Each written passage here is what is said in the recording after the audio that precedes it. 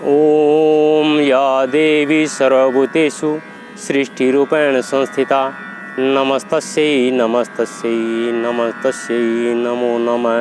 हरि ओम हरि ओम हरि ओम। सज्जनों, मैं आचार्य विजेंद्र वशिष्ठ आज आपको इस एपिसोड के अंदर मीन राशि के जातकों के लिए बतलाऊंगा कि मीन राशि के जातकों के लिए ये महीना कितना शुभ फलदायी है अथवा कितना कष्टदायक है।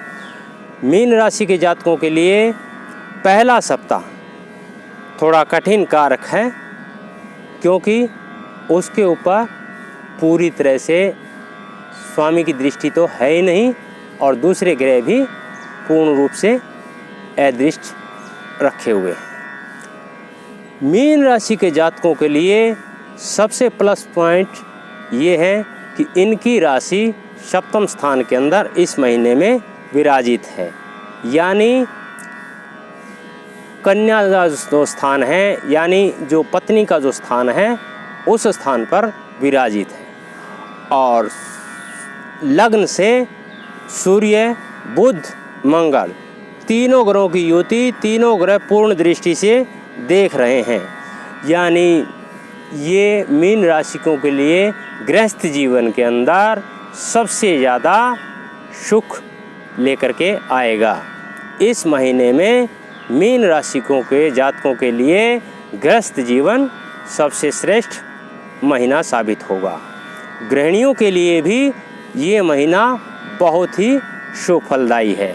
उनको अपने परिवार का, अपने स्वामी का, अपने बंधुओं का पूर्ण सहयोग इस महीने में मिलेगा।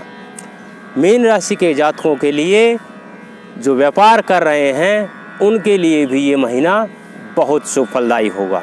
जो विदेश गमन की तैयारी कर रहे हैं वहाँ पर भी वो अपना पूर्ण प्रभाव दिखाएंगे। मीन राशि के जात जो सर्विस कर रहे हैं उनको भी इस महीने में प्रमोशन मिलने की संभावनाएं हैं।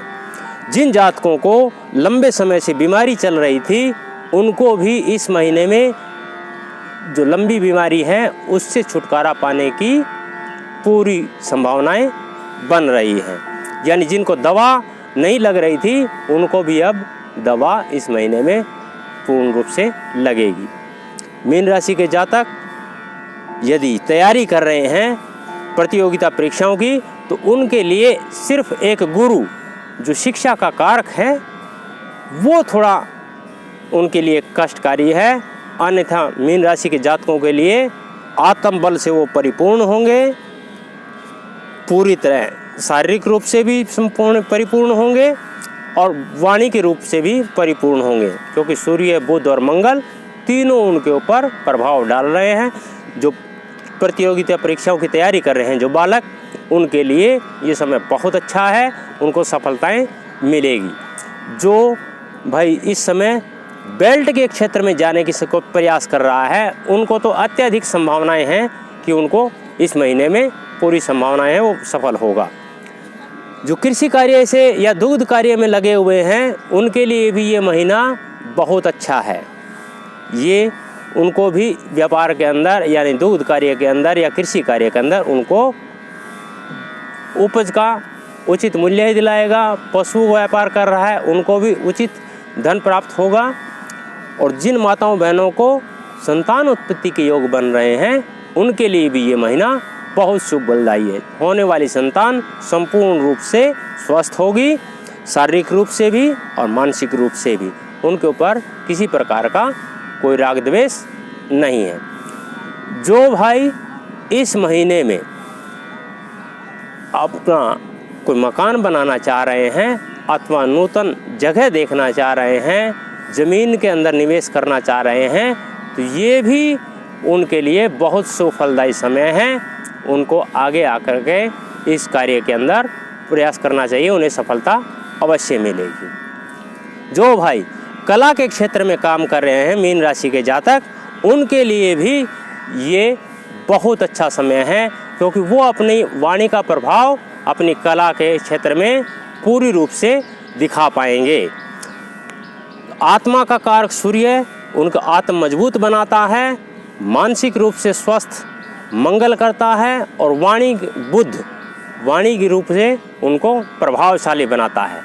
कला के लिए ये तीनों महत्वपूर्ण हैं, उनके लिए भी ये महीना बहुत उत्तम है। जो व्यक्ति सर्विस का कर रहा है उनको भी इस महीने में प्रमोशन मिलने की संभावनाएं बन रही है। विदेश गमन जो करना चाह रहा है उनके लिए भी ये महीना शुभ संकेत लेकर के आ रहा है।